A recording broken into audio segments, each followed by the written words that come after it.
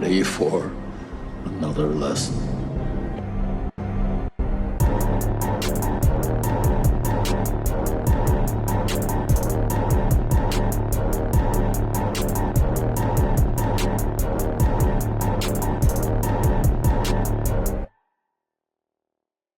What's up, everybody, and welcome back to Back Row Banter, your favorite casual movie talk podcast. I'm one of your hosts, Adam Schwartz, and on this week's episode, we'll be talking about the movie Moneyball.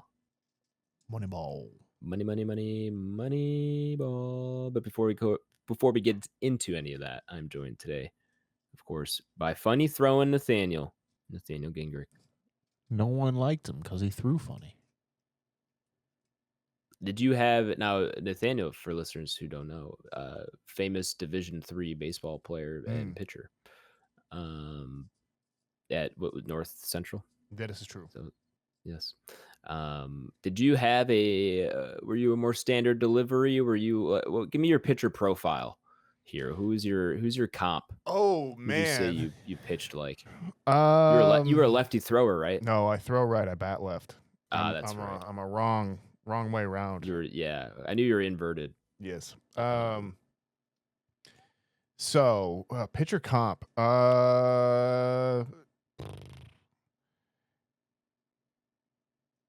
Fastball changeup and then a spike curve. So like a Dan Herron, I guess, without the pause. He was like definitely a guy I was modeling myself after in high school, that kind of thing, as well. But like he would always, in his pitching windup, at least when he played for the Diamondbacks, he would like come when he would kick, he would stop and pause and then go through. I didn't do that. But in terms of Pause is hard. Pitch selection, yeah, that was what I would use. I threw a variation on the circle change because I don't have particularly big hands.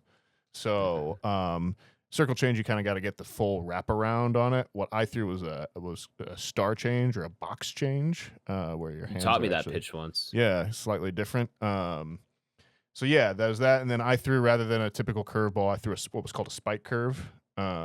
Or a knuckle curve is how a lot of people do it as well too. Yeah, you did some. I forgot.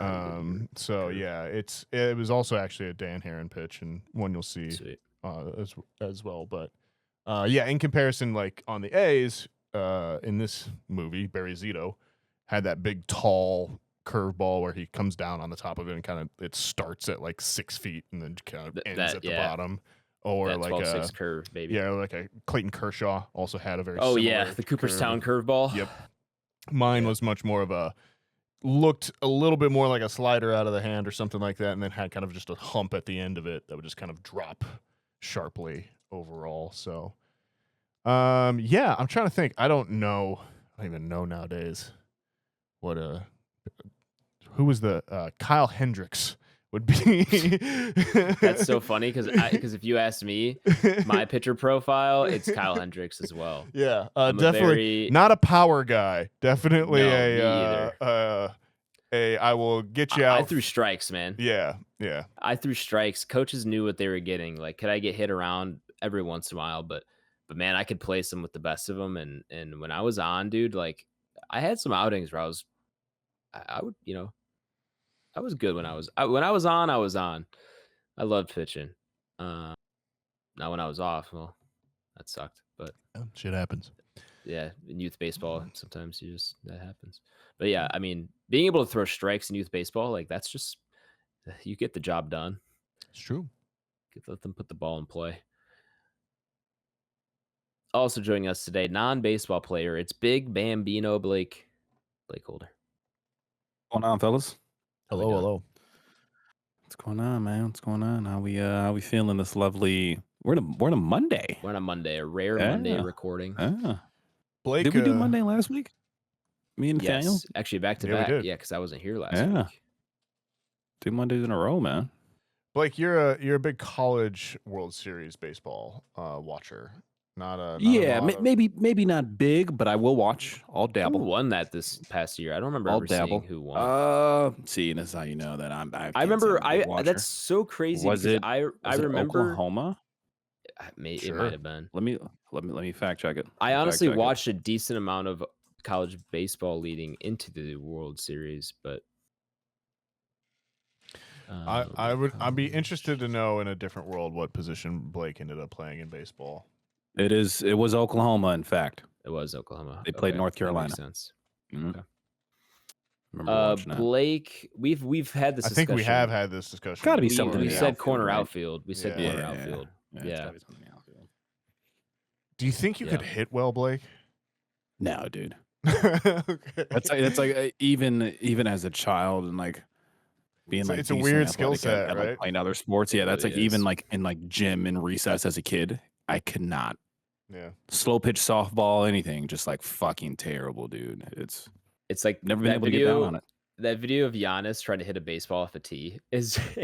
Yeah, I know what you're talking. I don't think I'm that bad. Like I could off a tee, I can connect it. I mean, but yeah, like the same concept. Like you can tell that it's like similarly wildly foreign to that guy. Similarly, like you ever see like the athletes from other sports come in and try and throw a ball or something. My God. Like that as well, dude, too. Like had that experience on Saturday. Me and my friends were playing spike ball, kind of near the lake in the grass area by our apartment, and a bunch of people out. Nice sunny day on the lake. And as we pulled up, I saw these two guys playing catch, and this one guy was jacked, but he was like couldn't throw it more than like 30 feet. It was it was like it was definitely like the half armed. The other guy throwing fine. I could tell he was the one who wanted to play catch because that guy was doing all right. It's just when you see it, there's a transfer of weight that you have to learn to get through your hips, and if you don't learn that as a child, I really don't. It's very difficult to pick up as an adult as well, because it's also like people think it's an arm thing. Yeah, there's a hip thing for sure. I mean, especially, and you're saying that because you're a pitcher, you had to optimize your hips more than anything. True. I still think there is a whippiness you have to get. Well, yeah, it's elasticity to your arm. It's the your torque, like how to generate transfer, that turn. Yeah, there absolutely. Too. There's a rhythm to it that if you don't get at a young age, it's hard to really pick it up. It's not a natural thing that people really get as well too. It's the same thing. I mean, similarly, I'm sure there's stuff in the other big sports as well too, football or basketball or soccer. Definitely soccer. Like if you don't have the foot dexterity, you're you look like a fool. But yeah, man, sports are weird. Let's talk about Moneyball. I'm sorry. Yeah. We didn't even let Blake talk as well too. Introduce yourself. No, we're good. The only question was College World Series. That's right. Right, and then I was like, I'm pretty sure Oklahoma won. I caught a few pieces of that, but yes, it was Oklahoma, so we can confirm that. Not who I would have thought of, to be honest with you. They had from my understanding, a really good pitching staff. I think. Well, that'll help. And some good bats. That ties into this movie as well. Yes, it does. Well, it does and it doesn't. It's the secret part of this movie. It's the secret part of this movie that maybe we'll enlighten you with in this here review segment. But Nathaniel, if listener hears you, or maybe they've just forgotten, can you give them a rundown of how our review segment works? Yeah. Hi, folks. If you're new or perhaps you've just forgotten, the way the review segment works here on Back Row Banter is it is split into two sections. There is the non-spoiler segment, and then there's the spoiler segment. It's pretty self-explanatory. In the non-spoiler segment, we'll be going over the movie itself, who wrote it, who directed it, who's in it, pretty much everything you find on the IMDb page. In fact, we'll even talk about the IMDb summary, see if we like it or not. Then we're going to see if we would recommend the movie. It's got to be a yes or no. There is no nuance on the internet, and that is because after that, there's going to be spoiler time, and we're going to go into our deeper thoughts on the movie itself. Any plot twists, any deep thoughts. If you don't want to have anything spoiled for you, go ahead and check the show notes, which will have the time codes for spoiler time in the description. But you can also check, if you don't want to have anything spoiled for you, go ahead and skip over the spoiler section and then check out where it ranks on our Entropy list, which is our big list of everything we've watched on the podcast ranked. It's got tiers. It's very helpful. It's on Letterboxd. A's, I've got to say, in the running for coolest logo with the elephant with the crossed bats and sunglasses as well, too. Like all-time baseball logo. I would also argue they have an underrated colorway and like just overall uniforms. Yeah. Maybe not the colorway. I've got to be careful because yellow and green. Packers. Those are Packers colors. and I think the amount of white, I should say, or might I add, the amount of white that they throw in with it, I think is what helps, especially on like those home unis. But either way, I like the Oakland A's and their branding. I'm a fan. I'm with you. Yeah. It's quiet as kept, dude. I think I actually have an Oakland A's hat. Not in Oakland anymore. Like, hell yeah. but no affiliation. Just like, green and yellow's a cool hat to have, man. Yeah. Always the best part of Little League was getting an obscure team jersey or hat because you played on it as well too. So I definitely had I think I played on the A's twice. Sure. I definitely played on the A's. Played on the Tigers. So I got like a Detroit hat for a while as well too. What are they? Navy blue? Dark navy blue and white. They're like dark a very and, dark blue. Dark blue and say they're orange. navy. Yeah. Yeah. And white. Definitely played on the Cubs and definitely played on the Cardinals multiple times. Okay. Well, Little League, they did. This was before the MLB would license their stuff, so you had the minor league teams. Oh, that you sure. would play as.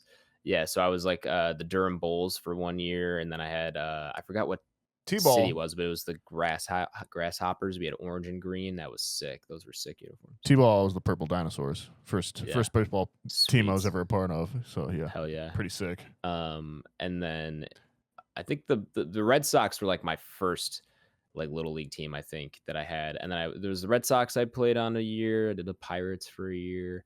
I was definitely a Pirates. Brewers, and then I played on the Phillies 1 year. I don't think I was ever a Cub. Never Brewers. Or White never Sox. Cubs. Um, Dodgers. I played on a Dodgers. I don't think I was ever Dodgers either. Yeah. You mentioned Pirates, though. Another all-time great color scheme, though, for sports. Yes. Yeah. Right. And they have great uniforms as well. Yeah. Shout out Pittsburgh in general, just for all their Just sports like black team and being the same gold. color. They're just like, Yeah, man, color. we need Fucking way works. more of that in Respect sports, dude. That and bring back and ban companies getting naming rights to stadiums. I don't want it being called anything like even with Bank One Ballpark. Fuck it, I call it something weird. Call it like the Cactus Dome or something like that, or like you know, like Wrigley Field. Wrigley's Wrigley, whatever. But like I want it to be called like the Dungeon. Call it like the White Sox sock drawer. Or something like that, you know. Yeah, I hear You want every stadium to be like a Smash Bros. Stage. I want it to have character. Yes, I don't want it to be Final fucking corporate destination. sponsored. Yeah. Is that too much to ask? Even if it was like Chicago Municipal Stadium or some shit like that, you know. I hear you. Crazy I agree enough. with you, but Go ahead. that is just simply so far from the world we live I in. know, Nathaniel, man. I mean, But once the government falls and like we're all roving bands of savages with fingerless gloves in the future, we can call it whatever we want. Great pool. Real quick though, you're talking about once the government falls. I was like, you don't even need the government to fall, man. You just need fucking FIFA to run everything. You seen true. it? Yeah, They didn't allow anyone to have yeah. any stadium names, man. That shit said New York Chicago Stadium. Yeah. You know what I mean? They had them plaster over the name in the stadiums and everything. Like you couldn't have any of that shit in there. I did see that. I was like, shout out FIFA just like saying fuck corporate sponsorship, dude. Like no. Well, I mean, they're still they trust they're you. They like capitalizing money. on it. Yeah, that's why they're doing it. I think their president's under all sorts of corruption shit now at the moment. Yeah. Our president is too. Heyo. Heyo. Anyway, but all time. sorry. Go ahead. Yeah, no, I was just gonna say. I was just gonna get into the actual movie. Yeah, let's do it because I was gonna bullshit and say something about FIFA and the World Cup. Okay. So all good, man. Yeah, we can move past that. But Moneyball, guys. Moneyball. This is not a new movie. 2011. This movie came out. One I saw in theaters. Yeah, me too. Good movie. Good time. Rated PG-13 with a runtime of 2 hours and 13 minutes and an IMDb rating of 7.6 out of 10. I really thought this one might have hit 8, but I guess not. Yeah. It is directed by Bennett Miller, with screenplay from Steven Zalian and Aaron Sorkin. Heyo. That's a name. Bennett Miller did Foxcatcher, and then he did one other movie in 2023. Yeah, but he really only makes good movies though. Like yeah, crazy he had hit a rate. 9-year gap. Foxcatcher, Moneyball, Capote. Oh, I take it back. The other movie he released in 23 is a short. So he did this, he did Moneyball, and then he did Foxcatcher, and that's Capote from 2005 and The Cruise, which I have not heard of. Wow. Okay, so this guy just he only makes good movies. takes his time. Yeah. All right. The cast includes Mr. Brad Pitt, Jonah Hill, Philip Seymour Hoffman, Robin Wright, Chris Pratt, Stephen Bishop, and I think I'll leave it there. I think weirdly, isn't like Zach or Spike Jones in this as well too in a small role? Sorry, that's a completely random bit. Doesn't need to be talked about. I don't see him on this list I'm looking at right now. He may be uncredited. Don't worry about it. Might be up. The IMDb summary reads as follows. Oakland A's general manager Billy Beane's successful attempt to assemble a baseball team on a lean budget by employing computer-generated analysis to acquire new players. Oakland A's general manager Billy Beane's successful attempt to assemble a baseball team on a lean budget by employing computer-generated analysis to acquire new players. Doesn't really, in fact, it doesn't feel like it's computer-generated analysis. It's I hate makes this. it seem like it's Peter. This is a money laundering tier summary right now. I hate it. It's AI. It's AI, bro. Dude, it feels like it's so not a fan. On a lean not a budget. fan of that summary. Yeah, gross. Just take all the personality out of this movie and put it into a sentence, and that's it. I mean, yeah, this is about what year is this? 2001? No, it's it starts in 01. And this is the 02 team that goes on the streak. That's right. 02. Early 2000s here, folks. Billy Beane, played by Brad Pitt.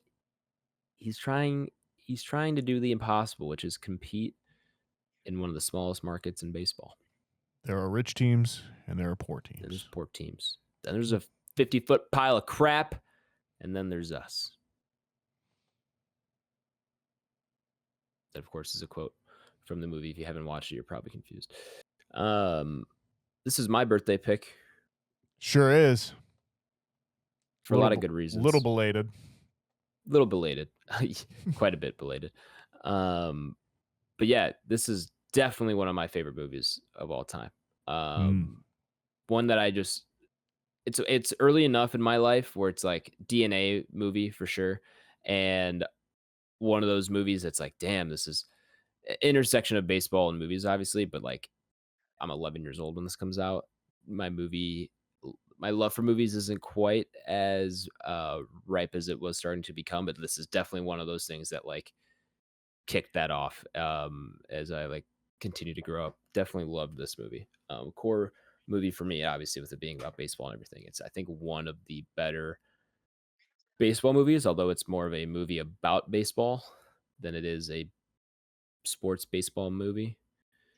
But it's still a sports movie in general. I'm not trying to move it out of that category, but I think it does a really good job of not isolating itself to just being about the sport.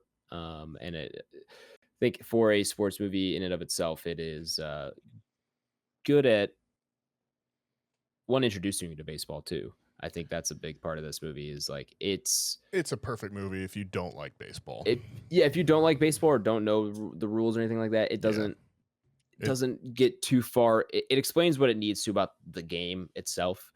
It doesn't get it too into the weeds of how baseball works and all the quirky rules and everything like that. It doesn't bog you down any of that stuff. No, it's the business of baseball, not the instruction or the game of baseball. The philosophy of baseball, how the game was really played and passed down up until this point in time that the movie takes place in terms of like, you know, and they show it in that scout scene. Well, we can get into that more later, but you know, it's about breaking through the years of it's outsiders finally understanding what the truth is. You know, it's a little bit. Yeah, it's redefining the game a little bit. It's taken science to the world of alchemy. You know, it's the Sure. it's a mixture of two, and it's you know, there's tension there. That's part of the fun as well There is too. tension. As good as the sabermetrics side of things are, sometimes David Ortiz shows up and just blasts 3 home runs in your face or something like that as well too. You know, Right. Um, I'm curious, what are your guys' relationship with this movie, especially Blake as a non-baseball person necessarily? Have Still a you- big sports guy and big movie guy. So have you seen this before? I'm assuming yes. In pieces, but never in its entirety. Oh, okay. So, like I knew it involved baseball. Crazy. One quick story. I always get this movie confused with The Big Lebowski. Not even remotely similar movies. Yeah, but that's just a in my wild brain. That's a That's crazy just, switch up. that's how it's been since like fucking 2013 okay, in my head. Okay. But I knew this involved baseball. I knew it involved the Oakland A's, and just kind of like overall, I don't coaching's not the term in baseball. What is it? Managing. yeah. Well, this And is just kind of the behind the scenes of being a manager, right, for the team. being a GM. No, GM, yeah. This is not the manager, which would be the head coach in most other Gotcha. like, leagues. Okay. Yeah, this is your GM. Yeah, so I knew that much about it, but still, like, effectively kind of a first watch. I've just seen pieces throughout the past, like, 15 years. What did this movie come out? 2011? Yep. Something like that, 2011, 2012. But yeah, overall, it's still, it just that sports niche film that, like, there aren't a ton of good, there's not a lot of quality sports films out there, right? Like, when you really get down to it. And this is one. It's like, I mean, it's Not actually that bad. like not a ton that don't do the like underdog team overcomes, you know, Yeah, right. I don't want to see that story, yeah, right? big bet, or Um, like, you know, giant empire wins and continues to win, Yeah. but like has feelings or something as well too. Yeah, of course. Yeah. So you kind of got some of that, and that was cool. Funny enough, and we talked about this before. While watching it, all I could think of was like, man, Brad Pitt is playing the same character in F1. It's like that's all I could say to myself, legitimately from the beginning. But yeah, overall, it's cool. Baseball is not my favorite sport all the time. So I mean, there's some things in here I'm learning and finding interesting. But yeah, overall, it's not well shot well. It's Definitely good acting, good great looking pacing, movie. Yeah. right? So I It is can a really appreciate good all of looking that, movie. of course, from like a technical standpoint. But yeah, it's a good joint, man. It's a good joint. Nathaniel, I assume the two of you have way more fond memories associated with this, right? I've seen this effectively 1, 2 times, maybe through cultural osmosis. Yeah, so weird movie for me. In that like I, you know, while I was playing baseball, the sabermetric boom was happening. You know, this was during my childhood, and then also while I was becoming more competitive in baseball and that kind of thing. So it's definitely it was a movie that I felt like growing up is a great movie to show for people who aren't fans of baseball, but is never like one of my I don't think of it typically as a baseball movie, to be honest with you. That is much more I would agree. in the realm of like The Sandlot, the you know, Field of Dreams, Bull Durham. It's a movie something about like that. baseball. Yeah, but I don't typically think of it as a baseball movie. Things I think it does well. Does like a thing of like the background players, anyone who's basically not Chris Pratt or like the Chad Bradford character or anything like that, are almost all ex like either minor league or like cup of coffee major leaguers as well too. So like when they are in the background throwing it around the diamond or something like that, they look like a baseball team. And that is always one of my like pet peeves in movies, is just like when I can tell it's just a bunch of actors who learned to throw a ball 6 weeks ago, you know, or something like that as well too. So definitely like that. You know, great performance from both Brad Pitt and Jonah Hill. Did you ever read the book Moneyball, Adam? I've no, but I've like skimmed through parts of it. Okay. Or like read excerpts from it, essentially. Yeah, I definitely never read it either. And like I, on a personal level, It's very different from the movie. And like For those of you who don't know, the book, The Moneyball, is written by the guy they talk about. I forgot his name. Off the Bill top of my head. James. Bill James. It's his book that I think they reference even in the movie. That is him breaking down the game of baseball through numbers. And No, I'm sorry. Moneyball, the book is, I think, by Michael Lewis, but it's Bill James Yeah, is the okay. one that, Michael Lewis wrote the okay. book. Bill James There is you the go. one that brings up sabermetrics and the Right. buying runs Sure. and that kind of thing. So the book is not a narrative like it is for this. It's much more history and Yes, it's 100%. It's not a narrative book that this is like adapting. But they share the title. Fun fact, by the way, this is the cinematographer on this is Wally Pfister, who used to be Nolan's cinematographer as well too. So up to what point? Well, he does Inception, he does Moneyball, and he does The Dark that's Knight why it's shot Rises. well. And then in 2014, he comes on board as a director for the movie Transcendence with Johnny Haven't Depp. seen that. And since then, he has never directed or cinematographed another major thing. There's a TV series, Flaked, The Tick from Amazon, and then a Taco Bell and a Hyundai commercial. So really just seems to have been put in both director and cinematographer jail because of the movie Transcendence in 2014. It's very unfortunate. Yeah. Yes, indeed. Anyways, that was a little sidetrack for us there. Moneyball, yeah. So I feel like this came out 2011. I'm 18. This is freshman year of college, maybe for me. We see it in theaters as well too. And like there's parts of it I love. How can you not be romantic about baseball is an incredible line. The explosions in the sky theme at certain points throughout it hits super well. I do think it is a great Brad Pitt performance, even if it is kind of the character he's been playing ever since then at certain points. Like This is like, I feel like the first time we saw it. Yeah, no, I think the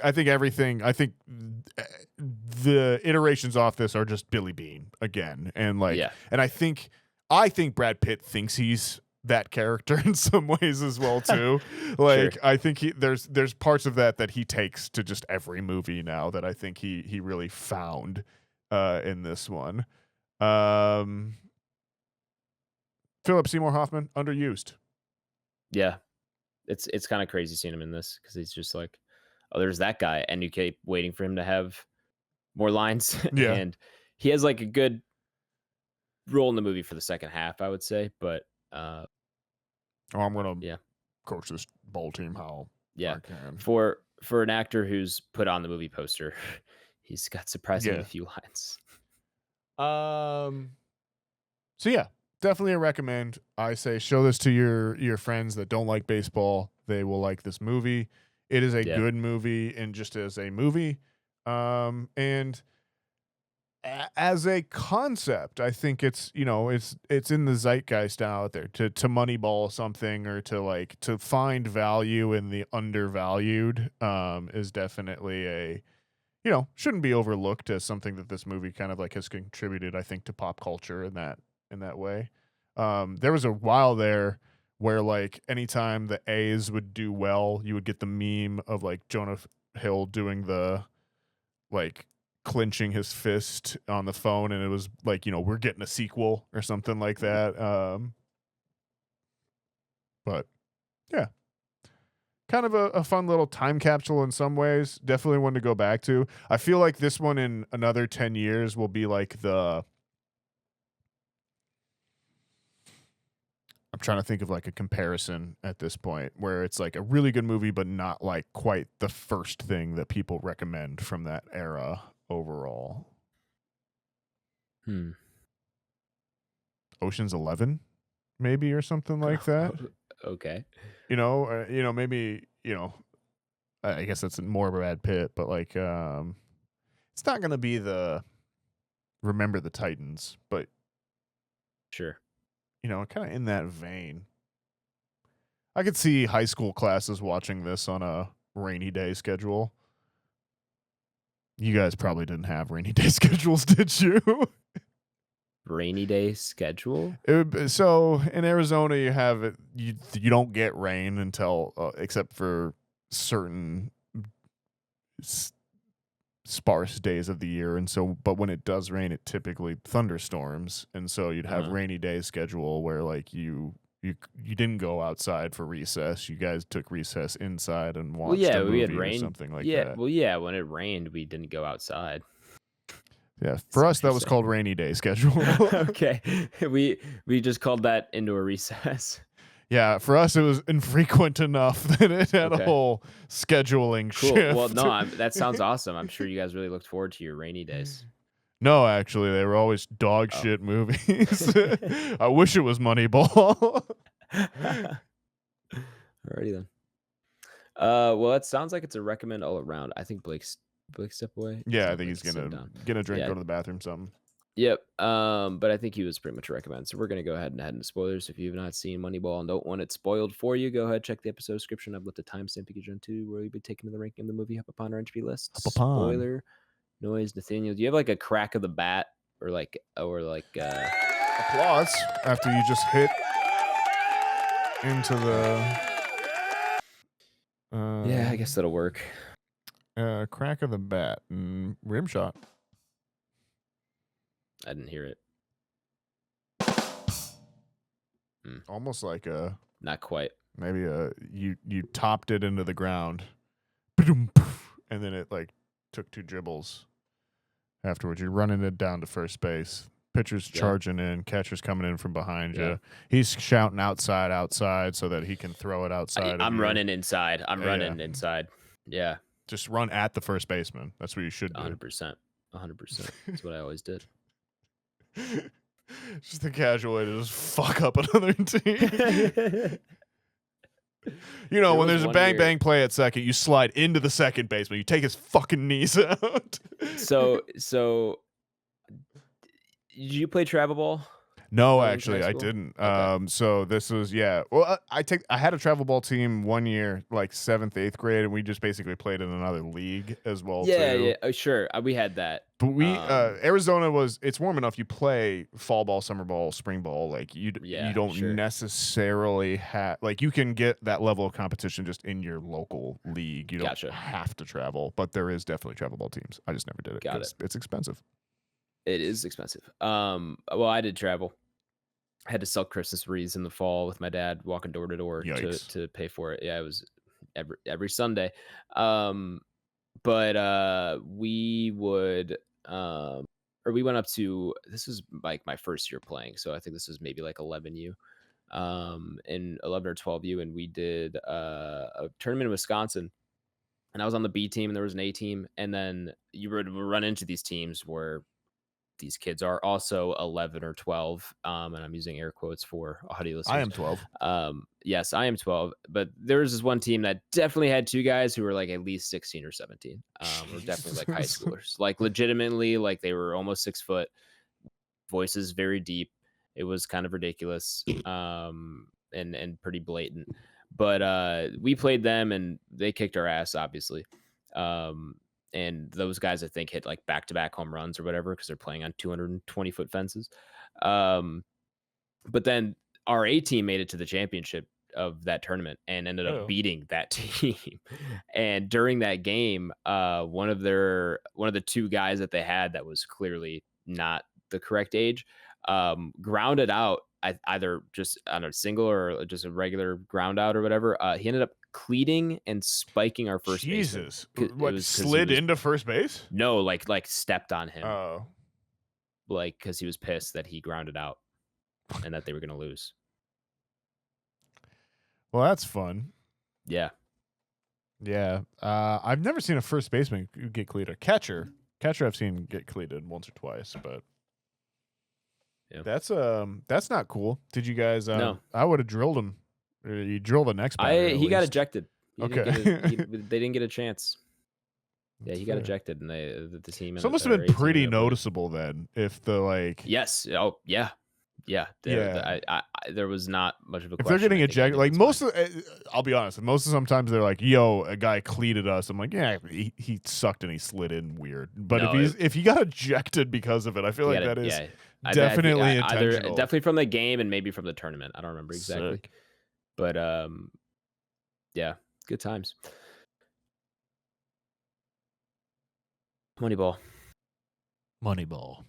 So the little fun fact about this movie is, if you don't know baseball history, they hide it pretty well. This team actually not quite the under. Actually, maybe we should wait for Blake. I was gonna to get say, back. He's still not back I yet. would hope that if he hasn't heard, can we wait. definitely want to talk about that one a little Yeah, we'll bit. definitely want to tell him. He'll appreciate the background info there and the context. But, Speaking of, I've got the streak. It's just hit the streak point in the rewatch. I've got it on in the background here. Yeah. Crazy, like it can only really happen in baseball, where you get that. Like I think it's 21 wins in a row. I think it was 21 or 22. Which again, only because you play 120 or 152 games in a season can that really, happen and that kind of thing, and happen over the distance and that kind of stuff. And and I think this movie does a great job of depicting that with the kind of graphs and like them going up and down and that kind of thing. You really do get the scope for how much winning 21 games in a row is, while also being like, but it could happen. Like your team could do it. Like in some ways, if they just kept winning. Yeah. And I do like that it in essence turns the season around, which you're kind of seeing right now with like, I think the Red Sox went on like a 13 game. The Red Sox went on a crazy streak. And now they're at the top of the division. Yeah. Or their Phillies are on like a 9-game streak. And if you've never been on one, like it's real fun. That was the Cubs at the start of the year, was a 10-game winning streak. They lost like 2 out of 3, and then they went on another 10-game win streak. It's like, dude, 2 10-game win streaks, and we're like 35, 40 games of the season. I was like, I'm high. I'm like actually high. And then they went on a 10-game losing streak, and I was like, I can't. Yeah. I gotta get off this drug. Gotta flush that. Yeah. That sucked. I think my favorite shot of this movie is one of the clear insert shots, which we should also shout out. This movie does a really interesting and good job of incorporating live footage from the time, which is slightly grainy and out of focus, and like. It's funny. I had this on with my roommate, and I was like, there was one clip during the climax of the movie, the game that they go up early and then they have to come back. Yeah. I was like, well, yeah, no wonder that left fielder didn't throw him out. What a terrible throw! Like, look at him like his little stutter right there. He goes, dude, they're actors. It's just a movie. I was like, no, that's real. That's the bit that's real. I was like, yeah, that's real, dog. He goes, oh, they're intermixing. I was like, yeah. I think my favorite bit is there's a fan in the stands with a poster that just says "We may never lose again" kind of thing, and it's just like something about that. That's the most baseball thing ever. Yeah. It really does, dude. When you've won 10 in a row, it's like, dude, everything's clicking. You obviously we'll never lose. Yeah, man, your pitching's going well, you're hitting well, and you've had some things go your way, or you've had some comeback wins, and like you just, when you have a win streak that's over like 6-7 games, it's just like, damn, like this team's the greatest team I've ever seen. They don't lose, and then they go on a 10-game losing streak. Then you run to the 09 Yankees, which is just a full list of top to bottom Hall of Famers. Yeah, that'll happen too. Or now it's the Dodgers. Yeah, the fucking Dodgers. Yeah. Which like we should maybe talk about their financial situation later. They're not going to be baseball next year. Well, there's that too. Blake, are you familiar? Do you know the context of this movie? Have you heard that in relation to this? Did you look at the trivia at all? The secret, the dark horse part of the A's team. Mm-hmm. No, so I assume you're going somewhere that this is based off a true story. And this that's is why the A's are historically this is bad. a true story. Oh, this is entirely a true story. This happened. This all Billy Beane's a real person. Is that why the A's are like historically Beane just is fucking ass? Kind of. Yeah, because they don't have a lot of money. They just are. Yeah. They Okay. they They're are a just a small market team. Don't Yeah. want to spend money.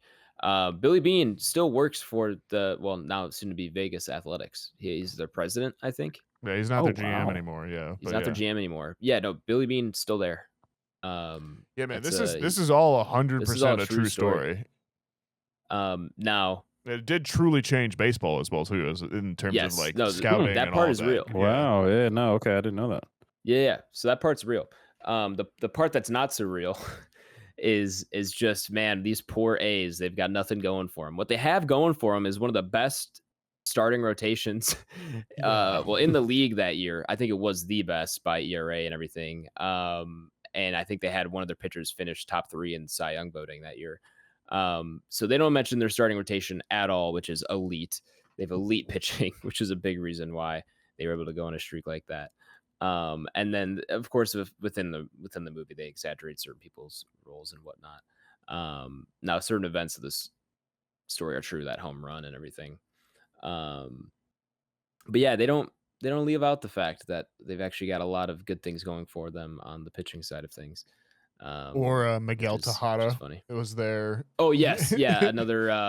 Well, he was an all-star, wasn't he? Yeah, he's the rookie of the year. yeah, that's right. Yeah. Yeah. So yeah, their shortstop was one of the best players in the league that year as well too. Just Yeah. like Mhm. quietly as well.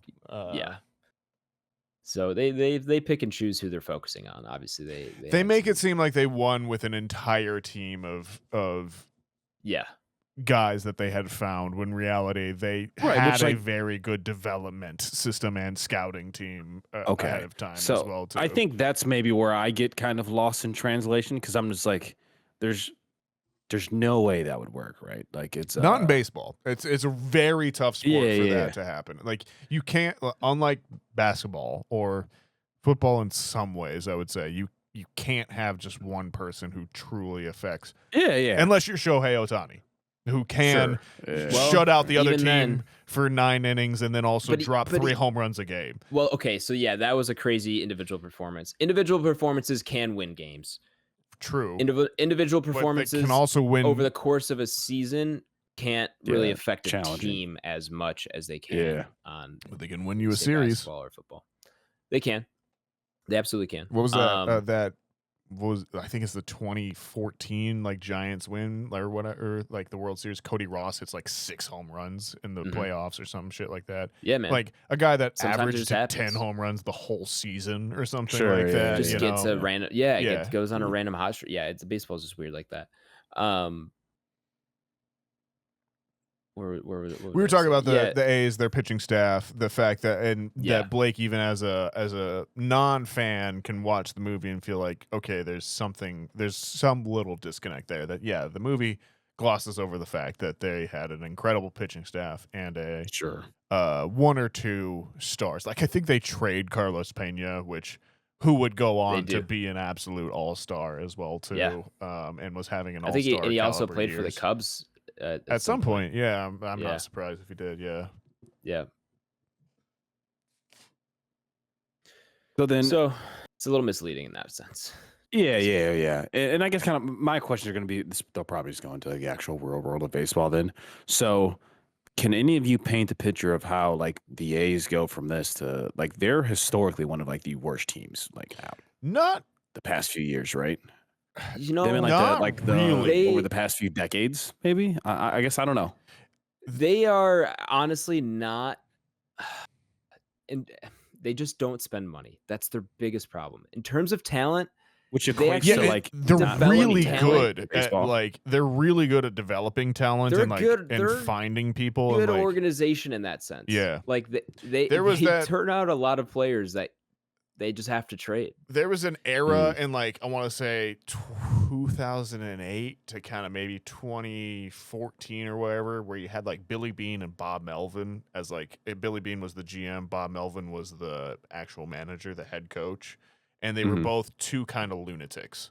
And they would just like find guys and build different rosters that would work for no other team, but the A's were constantly top 1 through 3 or Like one year they would just be absolute seller, bottom of the thing. But then the next year you're like, they're always fucking good, man. Like they're creating these guys. And then they would have like this reputation of like build it, sell them as high as we possibly can. Like don't wait until free agency. Trade him, get all of the prospects for like the other team renting this guy for the last 6 months of the season, and then develop those prospects into the people that you eventually trade and pull back in and that kind of stuff. So there was definitely an era of like their efficiency and them like being awesome. And then you go back to like, I want to say like the 80s when they were like the crazy A's where they just had a bunch of kooky characters and were good as well too. But yeah, I wouldn't say they're like historically bad. They're historically like people hate their stadium and they think they're cheap, and that's why they're like moving to like Sacramento. They historically and then get shit on, and somewhat deservedly so in terms of the ownership perspective. Like were they before Oakland? They were they in KC? Yeah, they were in KC before Oakland. Wow, and then they moved to Oakland, and then shitty stadium because they actually played with the Oakland Raiders, like in the NFL. Yeah, they were one of the shared last few teams to share a stadium. Yeah. They is that the same owner? No, it can't be the same owners because the Oakland Raiders owner is I can see his face right now. Very interesting looking guy, but Mark yes, Davis. very interesting. Yeah, thank you. Yeah. So it can't be the same owners. I was curious if they were like cutting cost on that. But okay, yeah. I want to say I feel like they're one of the older teams though as well too. Like they are a relatively historic team. That's what's kind of messed up about it. One of the AL's 8 charter franchises, the team was founded in 1901 as the Philadelphia Athletics. Wow. They won the World Series in 1910, 11, and 13, back-to-back titles in 29 and 30. So yeah, definitely an old team. Yeah. So they went Philly, KC, then Oakland. Yeah. Now Vegas. Yeah. Well, actually, now Sacramento. Yeah, Philly, Vegas. Kansas City, when's the Oakland, Vegas stadium open? Sacramento. I think they got 2 more years. I think it was a 3-year deal to play in Sacramento. So, and this is year 2, I'm pretty sure. Jesus Christ. Yeah. Yeah. I mean, you got to build a stadium. It's not a quick project necessarily. Yeah. I get it. And similarly, they're called the A's because they're the Athletics, and it's because they used to be the Athletic Club of Philadelphia. I love it. Yeah. I love it. Again, those kind of like the Utah Hockey Club. Love that shit. Yeah, I was gonna say, or like the Washington football team. Yeah. I like those weird, quirky names, right? So yeah. Okay, yeah, no, there's definitely some good insight on that you didn't really get a lot of that in the film. They don't dip into it too much. Which makes sense. It's probably boring, and right? like For the Jonah history Hill's of the team and character whatnot. didn't exist. Like he's kind of a combination. He's an of multiple amalgamation, I people. think. Yeah. Of a couple people. Okay. But he makes for a compelling character. Of course. Yeah. Good role. Good role by Jonah Hill. Player reports did you do? 48. Actually, I don't know why I lied just now. I did 53. Blake, before I think while you were gone, we were talking about the integration of live footage from the time to film and then like also setting up like there's some shots where it's shot on film, but they've adjusted the lighting to make it almost feel like it's still that 2000s style video coverage. And I think it's a great looking movie. Like I just think it's an incredible looking film overall. It's the way it's graded, the colors, just like the way they play with the light, it's well lit. The colors look great. Like there's something about this movie. It just looks very good. And the way they shoot baseball in the stadiums and just the way they make that look, and even in the reenactment scenes, it's pretty good stuff. Is that satisfying for you two? Right, like on the baseball aspect of their reenactment scenes, like sometimes when we play sports and then you watch it reenacted on film or TV shows, you're just like, ooh, this is fucking rough. And other times, like, no, this is actually pretty good. I like it. So where does that lay for you two? I think you were gone when I was talking about this earlier. Okay, gotcha. But they mostly use like as the background characters either minor league ball players, or former minor league ball players, or major league players that like didn't last very long. So, but it's still to the level of like when I watch it, I can tell everyone played. Like I can tell Yeah, that. yeah, Like, right. Which is satisfying. On your 100%. end as a It's viewer, so for sure. it's so satisfying. Definitely, but it helps me buy into the world and that kind of thing. And then like they're even smart where like Chris Pratt, a character where he's like supposed to just be a guy, but he's also supposed to be learning the position and like come from a different area and have like debilitating arm nerve damage kind of thing. So like I buy him being clumsy at first base and like that kind of thing. But you know, the shortstop that we never really heard about, but like you just see him in the background, turn a play and throw it to first base. He needs to look like he actually knows what he's doing. As Of course, well, too, for me to like maintain that kind of sense of disbelief, buy-in kind of thing. So yeah, I do think this movie does a great job of that, as well as kind of, you know, just mixing in that.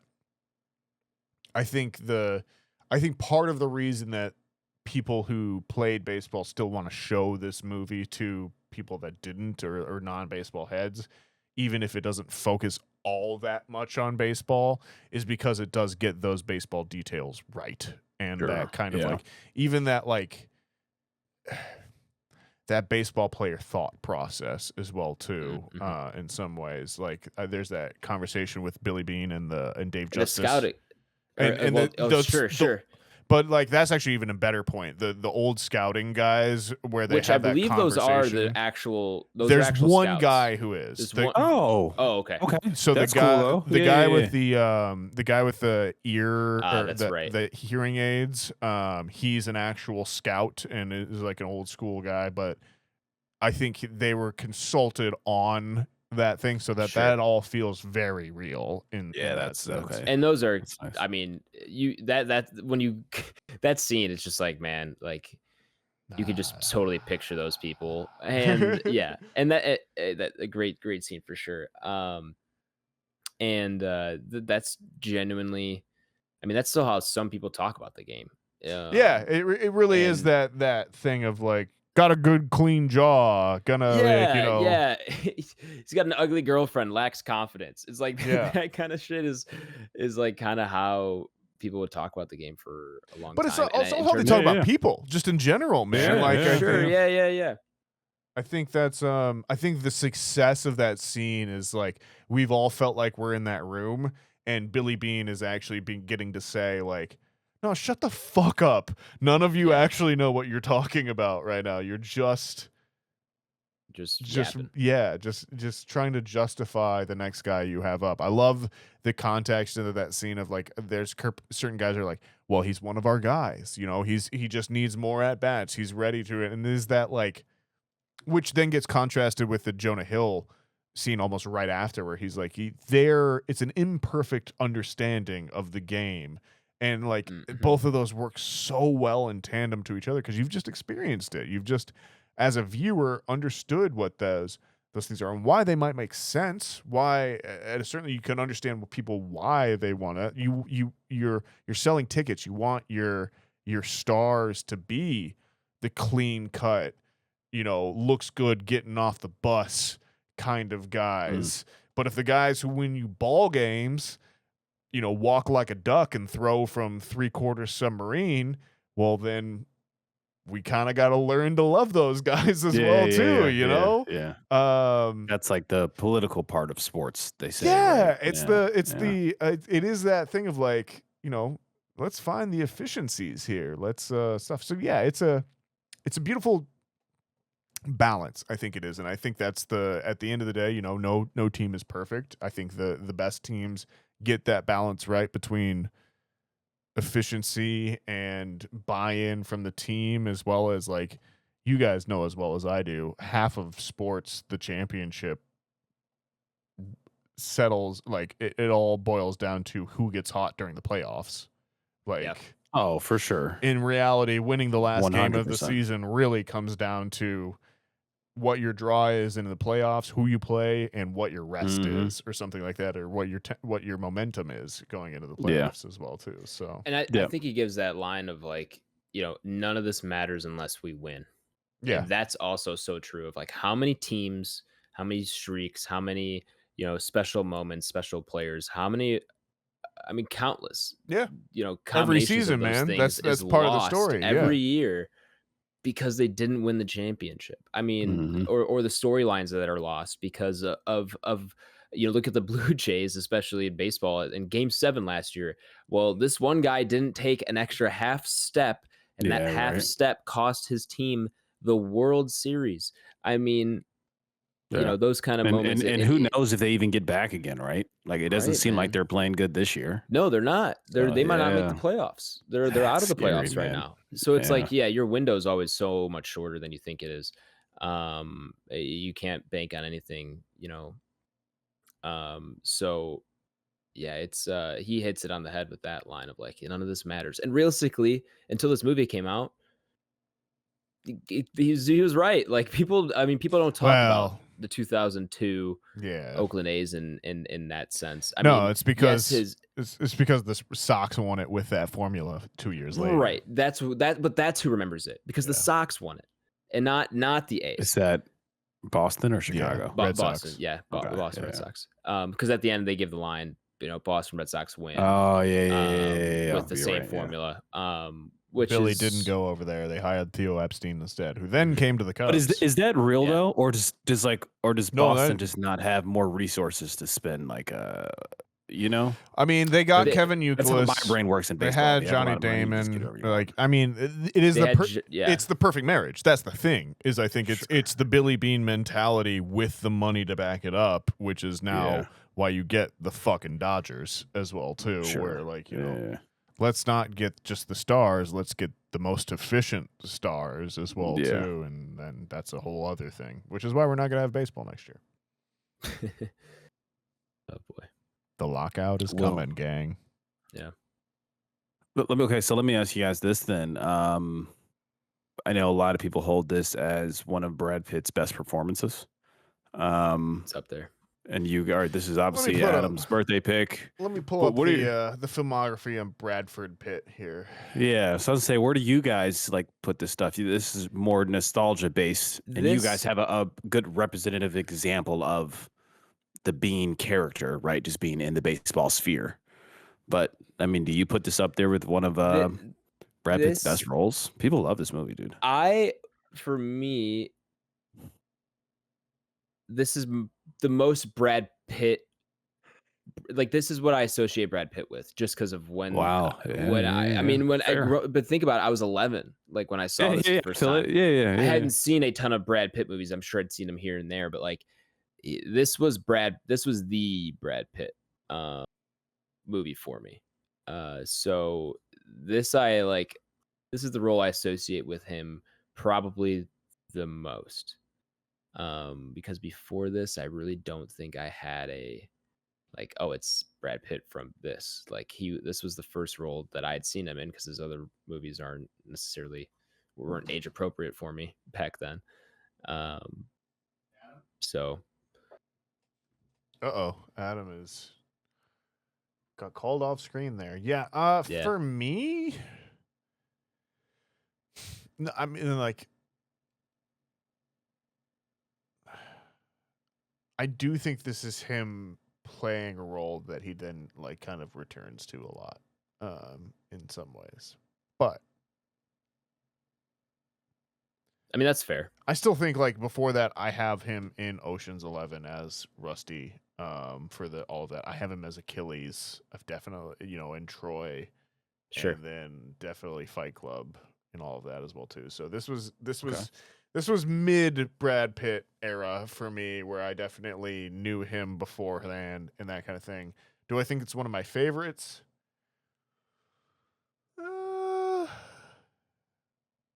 Yeah, I'd Surprised you didn't say. mention Mr. and Mrs. Smith.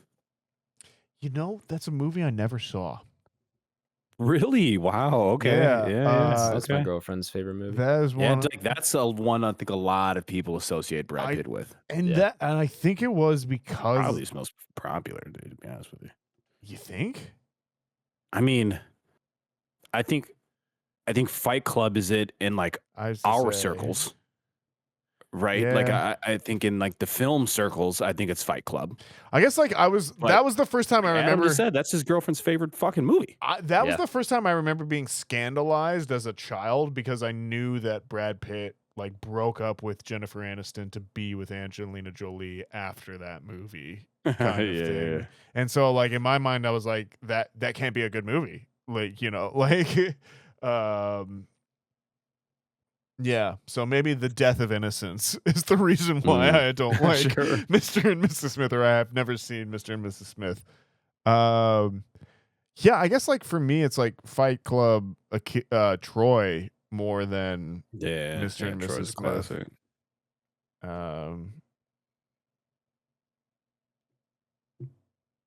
Yeah. You got 7. 7 as well too, definitely. Mhm. Yeah. Personally, that one's always going to be there. But this is again always a movie that I will go to bat for.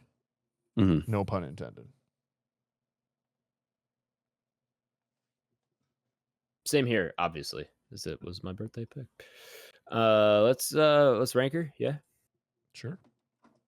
All right. Welcome back, listeners who skipped over the spoilers segment of the podcast. We're going to go ahead and throw up Moneyball, hop upon our Entropy list. It's our big list of all the movies we've watched on the podcast, ranked and compared all against one another, regardless of genre or anything else. It's all ranked. All of our movies are ranked on one fantastic list. I'm trying to like find ways to condense this little thing, You telling me, bro. But I got to do the it's spiel a lot of every explaining. week. It's a lot of explaining. We should really workshop this off pod. It's our big list of all the movies we've watched, ranked and compared to one another. Once it gets ranked, it gets slotted into one of 7 tiers, starting at the S tier and going all the way down to our money laundering tier for movies so bad you gotta question if they were made to launder money. If you want to reference any of these lists, you can do so by checking the episode description where they are linked to Letterboxd and the tier list. If you're ever curious on a description explainer on why Moneyball is awesome, there's a YouTube video called Moneyball Slaps, or Why Moneyball Slaps. I definitely recommend watching that as well too. Yeah, that sounds like a good watch. I've got kind of an idea of where I'd like this one to be. Okay. If you got it, share it. Otherwise, I know where I'm going. 98. Okay. Okay. I figured you'd be higher than I am. So that you're going A tier. I am. I'm going in between A Knight's Tale and Pig. Yep. So that's the bottom of A tier. For context, we've also got that above Scott Pilgrim versus the World and Top Gun Maverick. Below Howl's Moving Castle, Inside Out 2, and A Knight's Tale. And really, 98, just so you know, if you put a 98, that's below Inside Out 2 and above A Knight's Tale from the list I'm looking at. Unless this is... Are you looking at Entropy list? I'm looking at the Entropy list on Letterboxd. On Letterboxd? Yeah. Something I must not have... Did I not update the movie from last... I don't know, man. I didn't put it in I'll figure it out later. I'm going, but Discrepancy. for that, I'm going in between A Knight's Tale and Pig. And above Okay, Pig. cool. Okay. Got it. Whatever that... Yeah.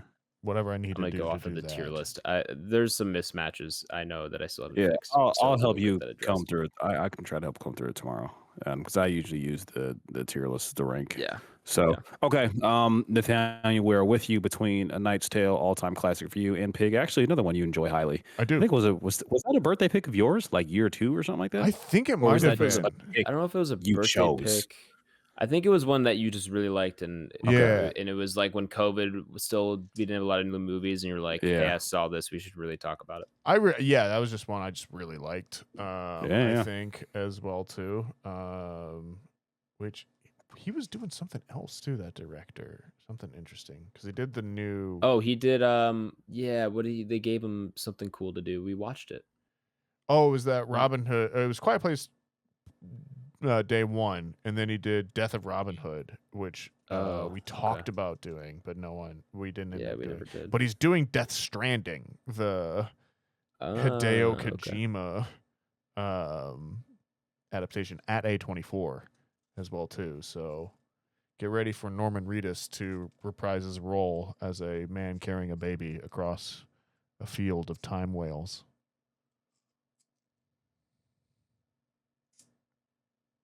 Anyways, that's where I've got Okay. Moneyball.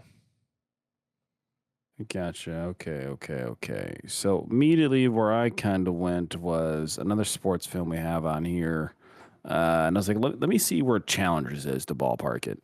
And I see Challengers at 139. And I was like, okay, I did enjoy this more than Challengers. And I think just from a technical standpoint, I think this is a better film and better acting. Screenplay, cinematography, all types of things of that nature. Even get more appreciation for it now based on you guys saying that, hey, they do have some real players, right, who are kind of background in there. They have actual scout who's in there as well. True story. Yeah, so like I applaud that. I thought this shit was kind of like pulled like out of their ass, for lack of a better term. Which I like original ideas though, so I was on board for that.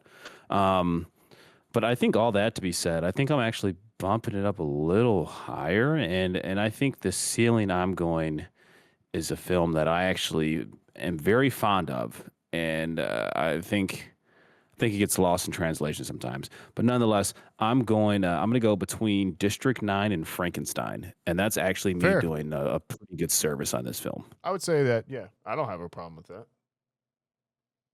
Is that one? So on the Entropy list, that's 123. Or excuse me, tier list 123 on Letterboxd. I got that there's at word 120. movie off. Yeah. Okay. 120. I'm just telling you. Oh, you man. know what happened is I haven't. No, wait. I thought I. Whatever. I thought when we did re-ranks, I could have sworn I adjusted it on both of them, but maybe maybe it messed something up. I'll help you. District 9 for me is 120, and Frankenstein's 121. Okay. Yeah, District 9's one, man, that just that gets lost in the sauce sometimes. I do agree. Like original IP sci-fi movies, man. That movie's it's awesome. also not him. It's also him not hitting like the Denny V level of director where I think we all thought he was going to be after that as well too. Yeah, very true. Very true. Because when's District 9? 09, I think, or 06 maybe. Yeah, 09. Jesus Christ, it's that old. Yeah. Wow. Let's see. Because he does 09. He does District 9 and 09. And it's 09. It's like Elysium's like 2011, 2012, and then like Chappie's 2016 or something like that. Yeah. And then he does fucking Need for Speed. Is that him? Yeah, man. Or not Need for Speed. What was the one? Gran Turismo. Gran Turismo. Yeah. I just pulled it up. Yeah. Didn't even watch that. I thought we did that for the pod. I've seen that movie. I don't think so. I've seen that movie. It's ass. How was that? Yeah, I could probably imagine. I have my spot. I'm going to slot it at 94, below Kill Bill Volume 2 and above Gladiator. Okay. Fair. Yeah, fair. I figured I'd be the lowest, but I still wanted to give some service to the film and for the boys. And objectively, right? That's what we're here to give our opinions for. Of course. That gives us an average ranking. Oh, man, you son of a bitch, Blake. Uh-oh. Where's it putting us? We're in the B tier, which is at 105.33, so we'll have to put it below Superman and above Bullet Train. I can give you above Superman. Another Brad Pitt. Yeah, that doesn't matter. I need you to give me above Glass Onion and or above Top Gun Maverick. What's crazy though, and I know the entry list doesn't work that way, but of those films listed there, like I would do it.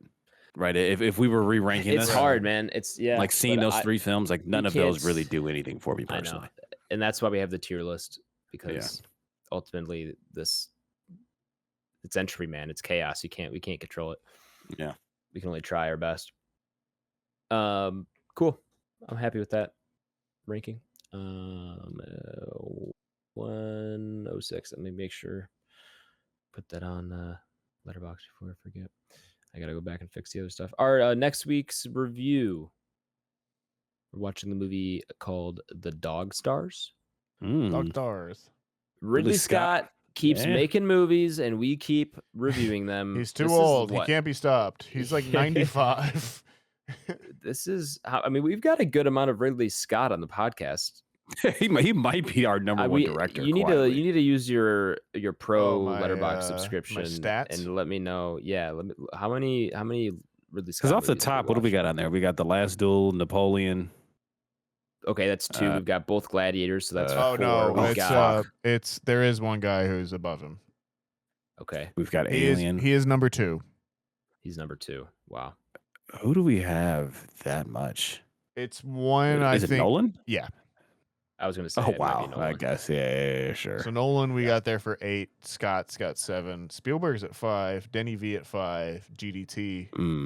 Guillermo del Toro at 5. Yeah. James Okay. Wan at 5. Actually, quietly, the duo of Tyler Gillette and Matt Bettinelli open, we also have at 5 because I think they've got like the 3 screens nasty. and Ready or Not. Yeah. That's Or like nasty. Yeah, Radio VHS, I Silence. think. Yeah. Yeah. It's Ready or Not That's 2, funny. VHS, Ready or Not, and then the 2 screams as well. That's so funny. Wow, I wouldn't have guessed that. But okay, probably wouldn't have guessed that we had Nolan as one either. Until My guess would have the been Ridley Scott. Odyssey, we definitely didn't. But yeah, it's for us it's Dark Knight.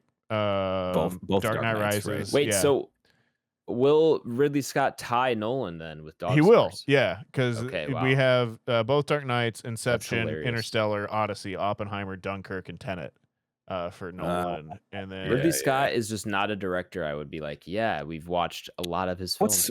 What's Ridley, right? So we've got He's got The Last Duel, Alien. Alien, Last Duel, Black Hawk Down, Napoleon, Gladiator, Black Hawk Down. Gladiator, What's Gladiator the other 2, one I'm thinking of? American Gangster is the other one. Yeah, Oh. that's the one I was thinking of. Yeah. Wow, I forgot that's him too. Yep. No Yeah. wonder. Black he's Hawk number- Down. I wouldn't have been able to pull that off the top of my head. Wow. Yeah, Black Hawk Down and American Gangster 2, I completely forgot about. Hmm. Yeah. Okay, man. Shout out Ridley. Yeah, for real. All right. Shout out Ridley. Maybe that guy's got the sauce.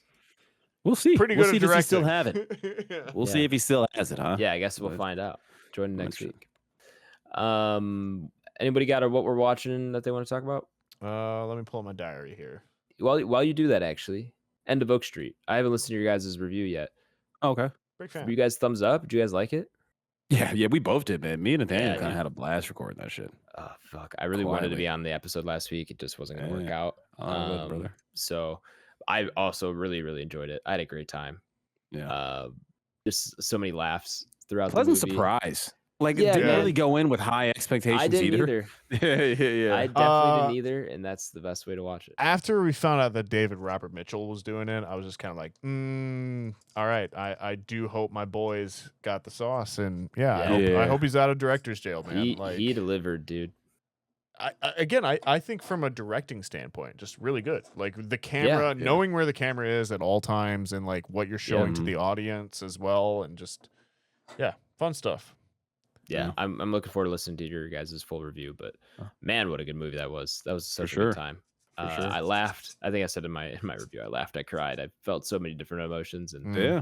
kept me guessing. And dude, it was a good movie. It's gonna go down as like a sneaky favorite of mine for like a year recap or anything like that. Yeah. No other movie. Just I think, one of those underrepresented. You don't get a ton of good dino movies, right? So like you just like naturally you appreciate it once you see them.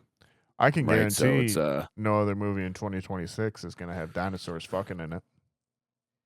yeah, and like we didn't even talk about that in our review. We You didn't. haven't we- seen we Dune didn't even- 3 we yet, didn't- Nathaniel. You don't know what you're about to experience.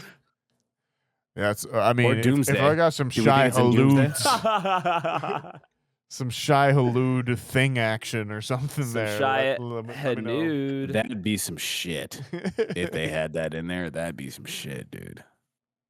No, actually, I'll tell you what. As a Dune lore knower, the Shai Halud, they don't reproduce sexually. It's all Yeah, I don't know why would figured they? it was something like that. They're it's all asexual reproduction. Yeah. They actually The have. lame you way. see the baby. You see the Lame baby way. sand trout. They kill it in the second one to It's get true. the Yeah. water of life. They do the So Yeah, unfortunately, no, I wanted to see reproduction. That's what I Yeah. wanted. Well, good news for you is Perverts. Yes. There's an Yes. internet rule called Rule 30. Is it Rule 34? Is that what it's called? Yes. Anything that ever There- was if or there is existed has If it exists, there is porn explicit of it. content. Yeah. Yeah. So you know what? Just give your old Google a search. Let AI find it for you. Pull it right up. Or better yet, we'll make it with AI. Huh? Hey, That'll be my contribution to society. let's go. Fuck the drinking water. I want to see these forms. Yeah, right. Freaky. Fuck the water pollution. I need to see. Let's turn the earth into Arrakis. I need to see these worms get nasty. Anyway, but yeah, I don't have anything to chat about of what I've seen recently. I know Nathaniel said he was going to pull something up, so I'll give the mic back to my boy. Yeah, I've been watching Twin Peaks, which is a great show. Shocking. David Lynch knows what he's doing. Who knew? I also I watched a movie, Better, Faster, Stronger, or Better, Stronger, Faster, about Bigger, Stronger, Faster. Excuse me, from 2008 about steroids. It's pretty good. Like that a lot. Watch the first episode of Lanterns, the Green Lantern show. Is that HBO? Yeah, it is. Okay, I've seen some promo of that. I know it's got our guy from our boy from Rebel Ridge. Yeah, what's his name? Aaron Pierre. Yeah. Wait, so how is it? Also in The Beach That Makes You Old. Oh, that's right. He is in that movie. No. That movie's not good. It's not good. How's Lanterns? Like the first episode of Lanterns. 2 episodes in, right? Yeah, haven't seen the second one yet. Just saw the first one. Okay. It's basically him and Kyle Chandler. Okay. Doing Kyle Chandler is the Green Lantern. Aaron Pierre has been chosen as the next one. He's being trained by him, but they apparently use True Detective as the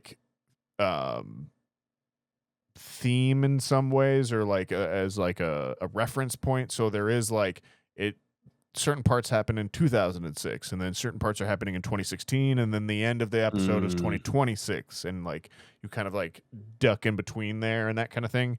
Gotcha. And so far, honestly, interesting. Small town murder, people are investigating it. Some of those people have superpowers, but so far the success of the show is that Kyle Chandler is kind of like a dirtbag who's over it, and Aaron Pierre is very much trying to be he's eager to take it over. And has been trained since he was a kid by his dad to kind of take it over, and we're trying to figure out what that might mean or what the drawbacks of that might be overall and all that stuff. So yeah, I wouldn't say I'm I need to get back and watch this right now, but watch the first episode, we'll watch the second one, and we'll see where it goes from there. Also caught up on new season of Ted Lasso. How's that treating you? Man, it does still hit the spot in some ways, and I might be a sucker for saying so, but I don't know. I think they're very much love woke content, huh, Nathaniel? I'm just such a soy boy cuck. It's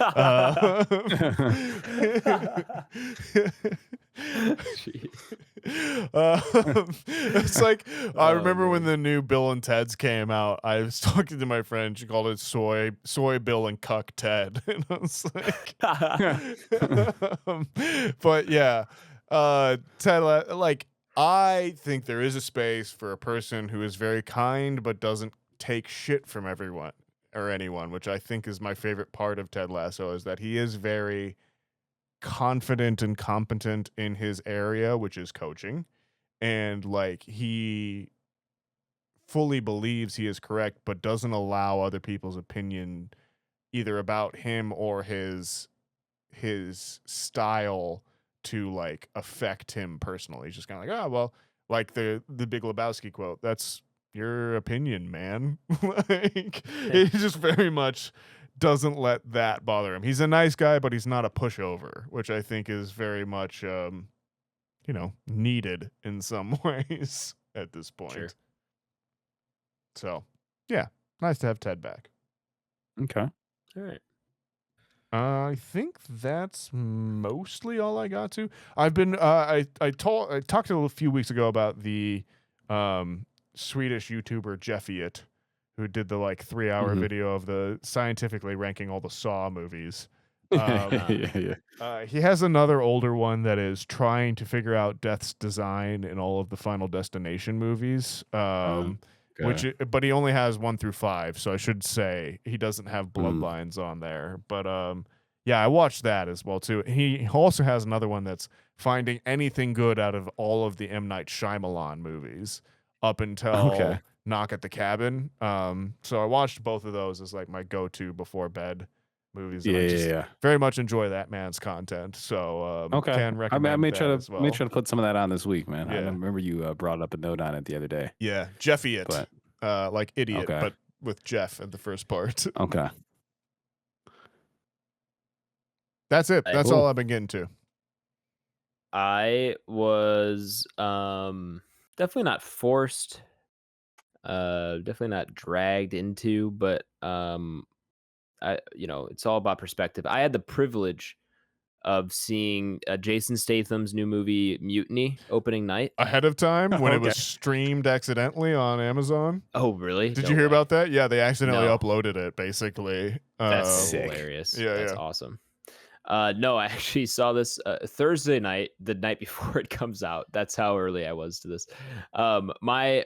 My cousin, who recently moved to Boston, just loves Jason Statham, and so his birthday was... you have said this before on pod. Yes, his birthday was last week, and he was in town and wanted to get together for whoever would go and see Mutiny with him. And I was like, dude, I've got A-list. I love watching movies. Yeah, sure. Why Fuck not, it. dude? Yeah. Let's get together. So exactly what I expected. I mean, it's a Jason Statham movie. It's a Jason Statham movie. It actually might be the most Jason Statham movie I've ever seen. Sure. Just like predictable to a T. Could probably tell you some of the lines coming out of and it was really funny during the movie where my other cousin, his brother, who also likes Jason Statham, he leans over and goes, this is the part where they reveal he's ex-special forces, and sure enough, he goes, yeah, no, we got a deeper background, and he's ex-SAS, and they show the picture of him in like the military training academy hat, and my cousin goes, I think they use that same picture in every movie. And it's honestly funny. It's so funny because it's probably true. I wouldn't be surprised if it's just been the same. That'd be even more funny if that was the lore.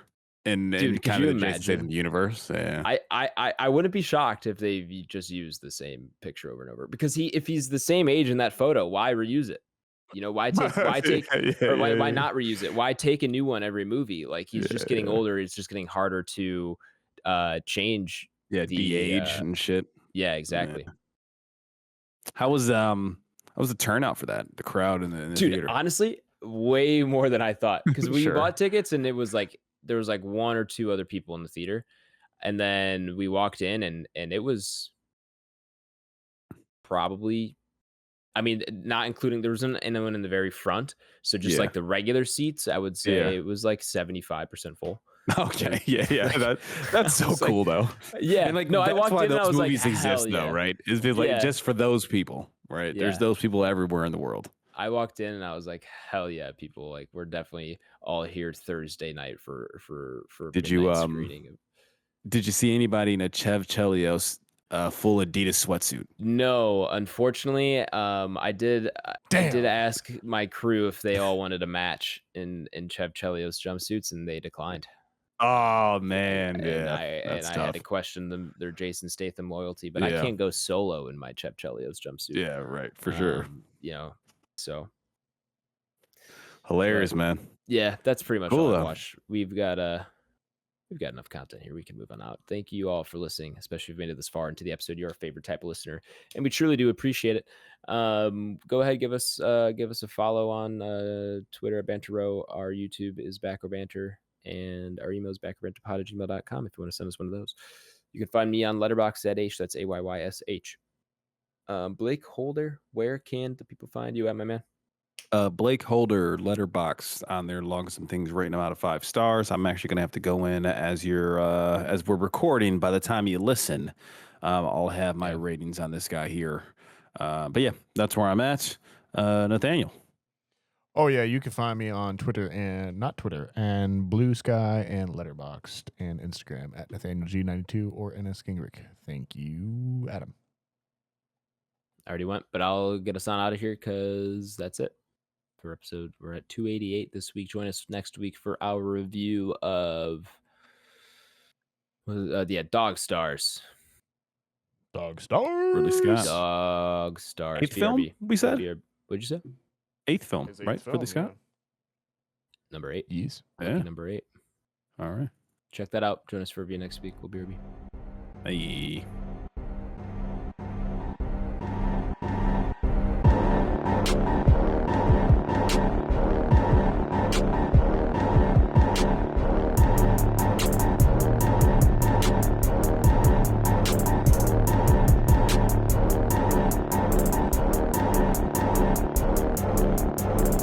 America. Ready for another lesson. This movie is set during the Bob era. It starts. That's right. It starts in 01, which is the year the Diamondbacks won the World Series. They're on the opposite is side the of the year. bracket during that. Yeah. That's with what's my boy's name? We always bring this up when we talk about the Diamondbacks. Occasionally, we go on like a historic baseball run. One Randy of the Johnson. few baseball pitchers. Thank you. As soon as you said the name, it hit me. Tall guy. Big Left. unit. Yeah. Yep. His daughter is a professional volleyball player, and I just found out also is married to an MMA fighter, or at least is dating an Oh. MMA fighter and has a daughter Sure. with him.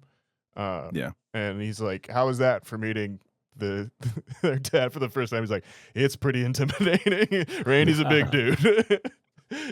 Yeah. What's awesome. what was Randy Johnson? He was. I mean, He's that guy was tall in 6'11". baseball. He had. I was gonna say Yeah. probably 6'9". He's 6'11". Wow, that's really Yeah. tall. Yeah. Yeah, I didn't think he'd be that tall. He's now a sports photographer. Yeah. Actually. Just like said, "Fuck it, I Yeah. got enough money. I'm just gonna take photos." Yeah. Shout out to him. My hobby. I know Marshawn Lynch does the same thing. I've seen him do Yeah. like photography for NFL games and stuff too. You know, if you Yep, get which is into it, cool. it's You see probably a that. pretty like chill thing to like have Oh, as absolutely. a hobby and like. Sure. I'm Still sure, get to like, be around the game. Well, I'm sure if you're like hanging around Or games. stadiums enough too, you get to chatting with those guys as well. Like, you know, they're always there as well too. Mhm. But yeah, that's actually a good point too. A way to stick around the game, stick around your club too, but without having to be like, oh, I've got to, you know, coach the next crew or Yeah. whatever, Right. or be a scout. You want to hang it up? I'm not a baseball player.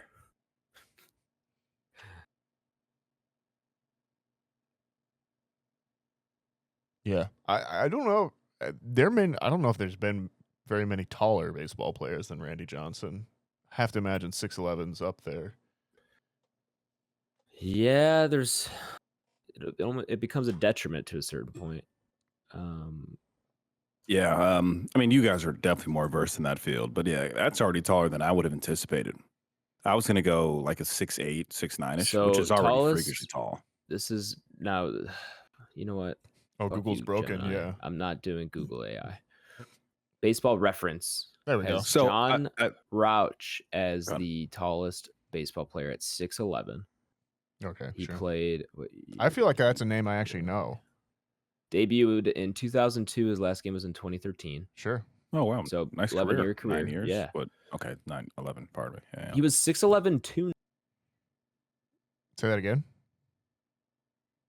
Oh, hold on. I've lost audio. Let me try and pull the thing and pop back in.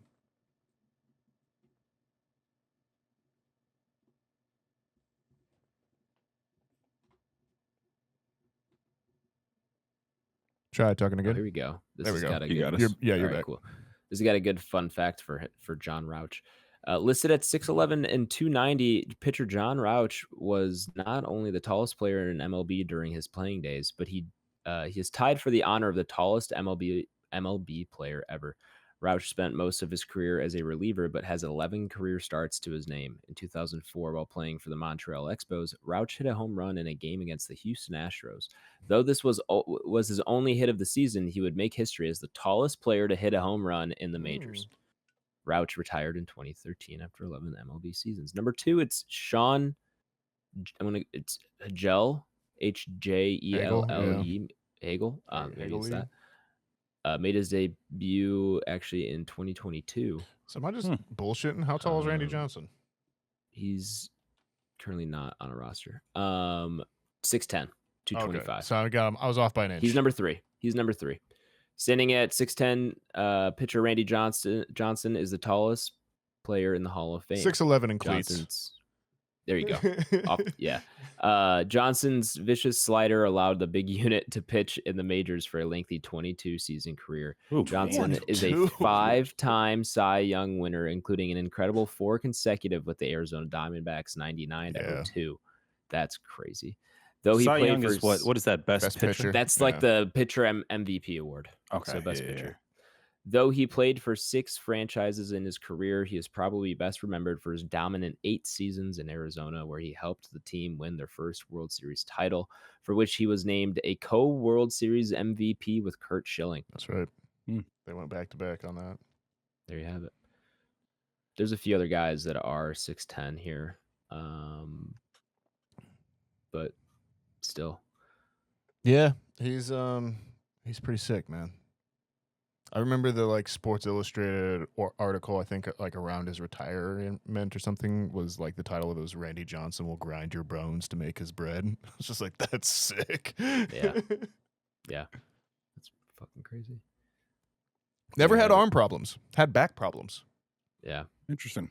Pitcher. What's the tallest? Oh, here we go. Tony Clark, the tallest non-pitcher, Oh. was 6'8", 205. I was gonna say, I know Aaron Judge is up there too. He's 6'8", if I'm not mistaken. So yeah, I mean that's one. I think I shared this story on Pod too. He's where not on this list right now, but he's close as 6'8". Okay, yeah, I saw some players. I saw a photo, and there was some NBA players in it, right? So like they're like all like not abnormally tall, right? But so there's like Yeah. Joel Embiid, who's freakishly tall. He's like 7'2". But then it was like James Harden, Russell Westbrook, various other people, right? And I was like, okay, they're all pretty tall. And there was a guy who I didn't know who it was, Sure. and he was like the same height as them. And I was like, who the fuck is this guy? And then I found out it was Aaron Judge, and I was like, oh my god, I had no idea he was that tall. Yeah, and this He was is. It's this was probably weird. 2 years ago. It's weird You for know what I him mean? because he doesn't look that tall until you Yeah, 'cause see him he's- in comparison. I'm I'm saying he's once like you see it, you can't unsee it. No, but I'm saying like he's proportioned as a human. Like, you know, like Yeah, like he's no way Oh, down. sure. Yeah. he's like not a built like 6'3" someone who's guy exceptionally that's tall. just like sized up to 150% you're kind saying. of thing. And he's not Yeah. like, you don't look at him and be like, oh, dude, that guy's legs go on for miles. He must be 6'6". Right. No, he's very well proportioned. That's a good point. Yeah. Yeah, I've seen him. I saw him play last year. He's a big Okay. dude. So is Shohei Ohtani. Shohei Ohtani, not quite as big. Yeah, that isn't guy's he was he like huge. 6'6" or something like that? Yeah, I think he's 6'6", Yeah. 6'5". That's a pretty big guy. Yeah, Um, he's a big dude.